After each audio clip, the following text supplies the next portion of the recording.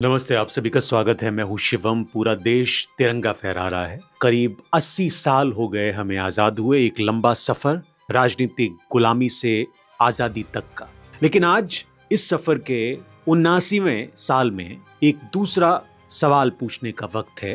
क्या आम भारतीय आज आर्थिक रूप से स्वतंत्र है, आज़ाद है, या एक नई ज़्यादा शातिर गुलामी में जकड़ा हुआ है जिसकी जंजीरें दिखती नहीं है, सिर्फ महसूस होती है। भारत के कुछ चुनिंदा व्यापारिक घरानों की संपत्ति सऊदी अरब की जीडीपी से भी ज्यादा हो गई है, और ये हेडलाइन जब मैंने पढ़ी तो बड़ी हैरानी हुई। हालांकि मीडिया संस्थान ऐसी सनसनीखेज हेडलाइन लगाते हैं, लेकिन इसके पीछे एक डरावना सच भी होता है। शायद ये हेडलाइन आपने भी पढ़ी होगी। इसे इंडिया शाइनिंग और इकोनॉमिक्स सुपर पावर के मेडल की तरह पेश किया जाता है, लेकिन कोई आपसे ये नहीं पूछता कि वेल्थ जो एक स्टॉक है, उसकी तुलना जीडीपी जो एक फ्लो है, उससे कैसे की जा सकती। ये अर्थशास्त्र का मजाक है। ये तुलना एक साइकोलॉजिकल इल्यूजन है जिसे डिजाइन किया गया है आपकी आंखों पर पट्टी बांधने के लिए।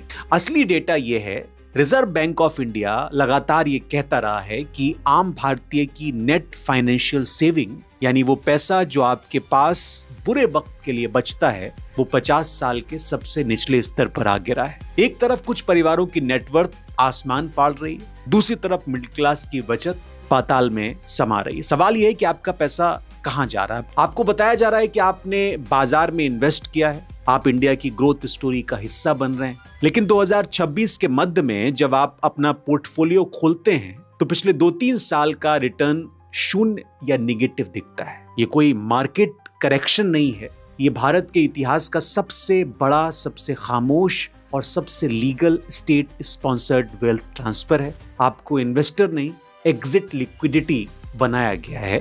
आज के इस इन्वेस्टिगेशन में उस सीक्रेट मैकेनिज्म का पर्दाफाश करूंगा जो मेन स्ट्रीम मीडिया के शोर में दब जाता है। हम डिकोड करेंगे कि कैसे देश की एक बड़ी आबादी को बाजार के ट्रैप में फंसाकर 2-3 लोगों के ग्लोबल एम्पायर्स की फंडिंग की गई, और सबसे डरावनी बात, जब ये डोमेस्टिक शील्ड टूटेगी तो हमारे प्यारे हिंदुस्तान का, देश का क्या होगा। शेयर बाजार कभी भी भारतीय मिडिल क्लास का नेचुरल हैबिटेट नहीं था। हमारे माता पिता FD, post office, real estate, इसमें भरोसा करते थे। ये वो पैसा था जो कैपिटल फॉर्मेशन में जाता था, बैंकों को लिक्विडिटी देता था ताकि वो छोटे उद्योगों को लोन दे सके। लेकिन फिर एक स्ट्रक्चरल नैरेटिव शिफ्ट हुआ, इसे पार्टिसिपेटरी कैपिटलिज्म का नाम दिया। और एक बात और बता दूं मैं आगे बढ़ने से पहले कि आज की मेरी स्टोरी मिलेनियल्स और जेनजी दोनों के लिए 2024 के आम चुनाव के आसपास का वक्त याद कीजिए आप।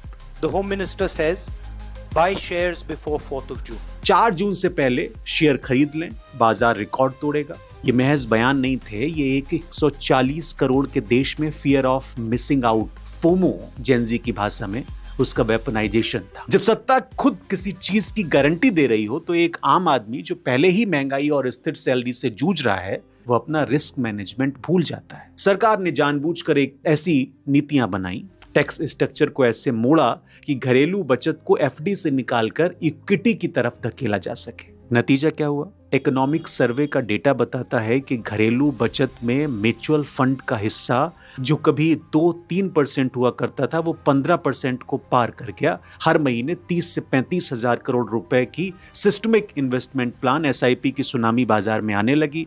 10 करोड़ से ज्यादा डीमैट अकाउंट्स खुल गए। सब खुश थे, ब्रोकर खुश, सरकार टैक्स कलेक्ट करके खुश, लेकिन इस पूरी भीड़ को ये नहीं पता था कि वो जिस कैसीनो में घुस रहे हैं, वहां डीलर्स पहले ही एग्जिट गेट पर अपना प्रॉफिट गिन रहे हैं। आपको लग रहा होगा कि ये महज एक पॉलिटिकल स्टंट था जो फेल हो गया। दोबारा सोचिए, राजनीति सिर्फ एक टूल थी, असली मास्टरमाइंड कोई और था। इस एग्जिट लिक्विडिटी मैकेनिज्म को डिकोड करता हूं, आप देखिए। शेयर बाजार का एक बड़ा क्रूर लेकिन बड़ा सीधा सा रूल है। जब कोई भारी मुनाफे में अपना माल बेचना चाहता है तो उसे ऐसे खरीदार की जरूरत होती है जो उस माल को ऊंचे दाम पर खरीदे। अगर खरीदार नहीं होगा तो शेयर की कीमत धड़ाम से गिर जाएगी और बेचने वाले का प्रॉफिट हवा हो जाएगा। पिछले 10 सालों में भारत के कुछ विशेष, मुख्य रूप से एक गुजरात आधारित कॉरपोरेट घरानों ने भारी भरकम कर्ज लेकर इंफ्रास्ट्रक्चर, पोर्ट्स और एनर्जी सेक्टर में एक अघोषित एकाधिकार मोनोपोली स्थापित की। उनकी कंपनियों के स्टॉक की कीमत 100 से 200 के P price to earning ratio पर ट्रेड कर रही थी।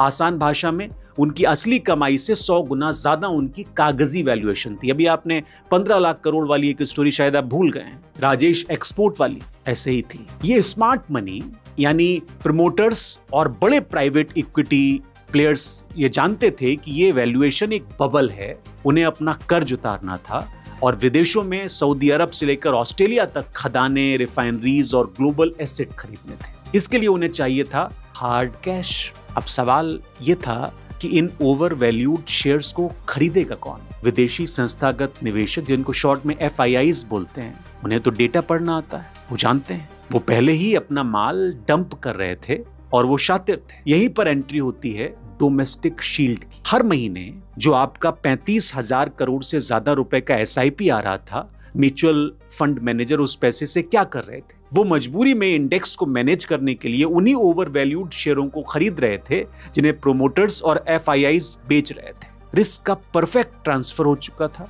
अमीरों का रिस्क, कॉर्पोरेट का कर्ज अब आपके म्यूचुअल फंड पोर्टफोलियो की इक्विटी बन चुका था। आपका पैसा उनके ग्लोबल एम्पायर को फंड करने वाला डोमेस्टिक क्राउड फंडिंग बन गया। अगर आप टीवी पर एडवर्टीजमेंट पर ध्यान देते हैं तो आप एक और चीज ध्यान रखते हैं। हाल के दिनों में तमाम फिल्मी सितारों ने, क्रिकेट के मैदान में खेलने वाले खिलाड़ियों ने म्यूचुअल फंड सही है, SIP का खूब विज्ञापन किया। आप लोगों ने पैसा लगाया, बच्चे ने पैसा लगाया जिसके पास भी था। और मैं हवा में बात नहीं कर रहा हूं। बिजनेस स्टैंडर्ड और कोटक इंस्टीट्यूशनल इक्विटीज, इसकी ताजा रिपोर्ट आप उठाकर पढ़िए। जुलाई 24 से मार्च 26 के बीच जिन करोड़ों निवेशकों ने बाजार में एंट्रीज की थी, आज उनके पोर्टफोलियो लाल रंग से रंगे हुए हैं। सबसे ज्यादा प्रमोट किए गए स्मॉल कैप और थीमेटिक फंड्स ने सबसे बुरा प्रदर्शन किया। सेबी का डेटा ये बताता है कि सिर्फ एक साल में निगेटिव रिटर्न वाली म्यूचुअल फंड स्कीम की संख्या 243 से बढ़कर 731 हो गई, यानी आपका पैसा बर्न हुआ, जलाया गया। लेकिन जरा उस पैसे के दूसरे छोर पर नजर डालिए। जिन 2-3 चुनिंदा घरानों के शेयर में आपका पैसा अटका है, वो आज डेट फ्री हो रहे हैं। उनकी नेटवर्थ दुनिया के टॉप अरबपतियों में शुमार हो रही है। यहाँ एक सवाल जो हर रैशनल नागरिक को पूछना चाहिए कि जब सिस्टम में ये मैनिपुलेशन हो रहा था तो क्या किसी को पता नहीं था? पता था। उस वक्त भी आप याद कीजिए, तमाम विपक्षी नेताओं ने, राहुल गांधी ने प्रेस कॉन्फ्रेंस की थी कि इस स्टॉक मार्केट मैनिपुलेशन पर ध्यान दीजिए, और रिटेल इन्वेस्टर्स के लूटे जाने पर उन्होंने सवाल खड़े किए थे। लेकिन उस चेतावनी को एक पॉलिटिकल टूल या आरोप प्रत्यारोप की तरह ट्रीट किया हम सब। मेन स्ट्रीम मीडिया ने इसे राजनीतिक शोर में दबा दिया। किसी भी टीवी न्यूज चैनल ने उस डेटा की फॉरेंसिक जांच नहीं की, क्योंकि वो खुद उसी सिस्टम का हिस्सा थे जिन्हें ब्रोकरेज कंपनियां और AMC, जिसको एसेट मैनेजमेंट कंपनीज कहते हैं, उनके विज्ञापनों से पैसा मिल रहा था। इन्वेस्टर्स का रिटर्न भले ही शून्य हो, लेकिन ब्रोकरेज, फंड मैनेजर की फीस और सरकार का टैक्स, STT, कैपिटल गेन लगातार कटता रहा। अब यहाँ सरकार और कॉर्पोरेट लॉबी के डिफेंडर्स एक तर्क देते हैं। वो कहते हैं कि लॉन्ग टर्म में बाजार हमेशा ऊपर जाता है। भारत की GDP 6 से 7% से ग्रो कर रही है, इसलिए मिडिल क्लास को पेशेंस रखना चाहिए, धैर्य रखना चाहिए। क्या ये बौद्धिक धोखा नहीं है जिससे मैंने वीडियो की शुरुआत की थी?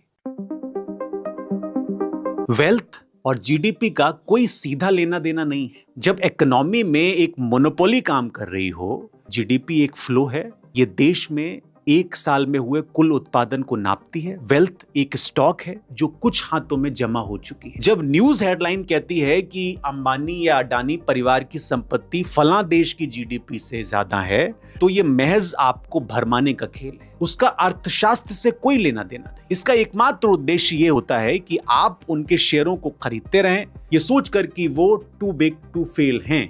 असलियत ये है कि आपके पैसे से कोई नया इनोवेशन, कोई नया रोजगार या कोई असली रिसर्च एंड डेवलपमेंट भारत में नहीं हो रहा। आपका पैसा प्राइमरी मार्केट में नहीं जा रहा, सेकेंडरी मार्केट में उन प्रमोटर्स की जेब में जा रहा है जो अपना हिस्सा बेच रहे हैं। ये भारत के लिए एक भयानक भविष्य की चेतावनी भी हो सकती है। जब देश का मिडिल क्लास अपना कैपिटल एक अनप्रोडक्टिव एसेट क्लास में फंसा देता है जहां से उसे रिटर्न नहीं मिल रहा है, तो उसकी परचेजिंग पावर खत्म हो जाती है। वो गाड़ियां खरीदना बंद कर देता है, FMCG की सेल गिरती है और पूरी इकोनॉमी एक साइलेंट मंदी में चली जाती है। ये अर्थशास्त्री तो ऐसा ही बताते हैं, लेकिन सिर्फ एक हिस्सा है ये, और ये मिलेनियल्स को फंसाने का ट्रैप था। अब जेन जी को फंसाने का ट्रैप भी मैं आपको बताता हूं, ध्यान से देखिए। शेयर बाजार के बाहर एक दूसरा जाल बिछाया गया उन लोगों के लिए जो शेयर नहीं खरीद सकते, और उस जाल का नाम है फ्री आईपीएल और फैंटेसी गेमिंग। आपने कुछ स्टोरीज भी देखी। वाईकॉम 18 रिलायंस ने 23,758 करोड़ रुपए में आईपीएल के डिजिटल राइट्स खरीदे थे, और फिर अचानक इसे भारत की जनता के लिए जियो सिनेमा पर फ्री कर दिया गया। क्या देश का सबसे बड़ा कॉर्पोरेट घराना 23,000 करोड़ रुपए का नुकसान सिर्फ आपके मनोरंजन के लिए सहेगा?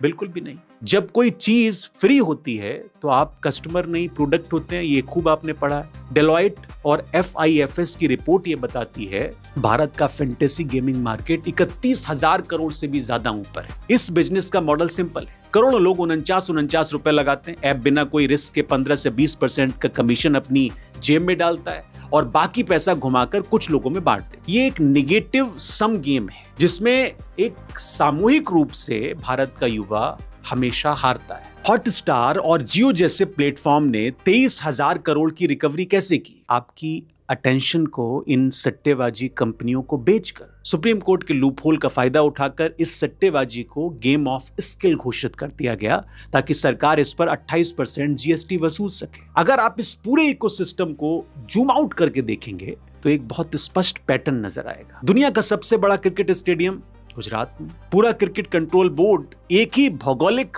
और राजनीतिक केंद्र से संचालित हो रहा है, ऐसा लगता है। आरोप भी लगाया कई लोगों ने। और जिन कॉर्पोरेट्स ने आपके SIP के पैसे को अपनी एग्जिट लिक्विडिटी बनाया, वो भी उसी विशेष राज्य से आते हैं। ये महज एक संयोग नहीं है, ये भारत की पॉलिटिकल इकोनॉमी का एक डार्क सच भी है। 10 करोड़ मिडिल क्लास लोगों का पैसा शेयर बाजार के जरिए और 20 करोड़ युवाओं का पैसा सट्टेबाजी ऐप के जरिए एक्सट्रैक्ट किया जा रहा है, और ये सारा कैपिटल एक ही दिशा में फ्लो कर रहा है उन चुनिंदा कॉर्पोरेट्स की तिजोरियों में जो इसी कैश का इस्तेमाल करके विदेशों में खदानें, बंदरगाह और रिफाइनरीज खरीद रहे। हम आज एक ऐसे आर्थिक नरसंहार में, जब ये शब्द इस्तेमाल कर रहा हूं तो जिम्मेदारी से कर रहा हूं, उसके मुहाने पे खड़े हैं जिसे कोई टीवी चैनल नहीं दिखा रहा। जब एक युवा की आधी सैलरी ड्रीम 11 पर हार में चली जाए और एक 40 साल के नौकरी पेशा इंसान का म्यूचुअल फंड 2 साल से 0 रिटर्न देता है, तो वो दोनों बाजार से सामान खरीदना तो बंद करेंगे ही। क्या करेंगे वो? यही कारण है कि आज भारत में FMCG और ऑटोमोबाइल सेक्टर संघर्ष कर रहे हैं। आम आदमी की परचेजिंग पावर घट रही है, कुछ लोग कहते हैं खत्म हो चुकी है। देश की इकोनॉमी अंदर से खोखली हो रही है, जबकि ऊपर से कुछ बिलियनियर्स की ट्रिलियन डॉलर नेटवर्क का बैनर लगातार सब कुछ बढ़िया बता रहा है। आजादी के इस दौर में लोहे की जंजीरें नहीं हैं। आज की जंजीरें आपके मोबाइल के एल्गोरिदम, आपके SIP के इल्यूजन और सट्टेबाजी ऐप में बुनी गई है। सिस्टम से बाहर निकलिए, डेटा पढ़िए, इमोशनल इन्वेस्टिंग बंद कीजिए, ये मेरा आग्रह है आपसे। और राजनीतिज्ञों के बयानों पर पैसा लगाना भी बंद कीजिए। अपने पोर्टफोलियो को धर्म या राष्ट्रवाद की चादर से मत ढकिए, उसे डेटा के लेंस से देखिए। मेरी या किसी की बात ना मानिए, खुद ही देखिए। उन फंड से बाहर निकलिए जो मोनोपोली स्टॉक्स में हैवी वेट हैं। अपने निवेश को डाइवर्सिफाई आप कर सकते हैं। जब सत्ता इकोनॉमी की सेहत को सिर्फ स्टॉक मार्केट के इंडेक्स से नापने लगती है तो उसकी सबसे बड़ी कीमत हमेशा सबसे नीचे खड़े आम आदमी को चुकानी पड़ती है। आपका पैसा आपका रिस्क है, कॉर्पोरेट का नहीं, और सत्ता का तो बिल्कुल भी नहीं। डेटा को देखते रहिए और सवाल पूछते रहिए, क्योंकि जिस दिन आपने ये पूछना बंद कर दिया, जो कि कर दिया, आप सिर्फ एक एग्जिट लिक्विडिटी बनकर रह जाएंगे। कल आजादी के दिन मैं आपको एक और बड़ी दिलचस्प रिपोर्ट दिखाऊंगा। हालांकि मैं बिल्कुल भी नकारात्मक बात नहीं कर रहा हूं। बहुत सारे लोग कमेंट करते हैं कि बहुत डर लगता है उनको, ये निगेटिव बड़ा डार्क स्टोरीज है, लेकिन ये रियलिटी है। हम सब लोगों को अपने देश को इस तरह की जंजाल से बचाने की जरूरत है। जागरूक तो रहने की जरूरत है ही। और जब हम आजादी का पर्व मना रहे हैं, हम सब लोग गौरवान्वित महसूस कर रहे हैं, तो इस तरह की व्यवस्था से भी हमको अवेयर रहना चाहिए। बहुत शुक्रिया।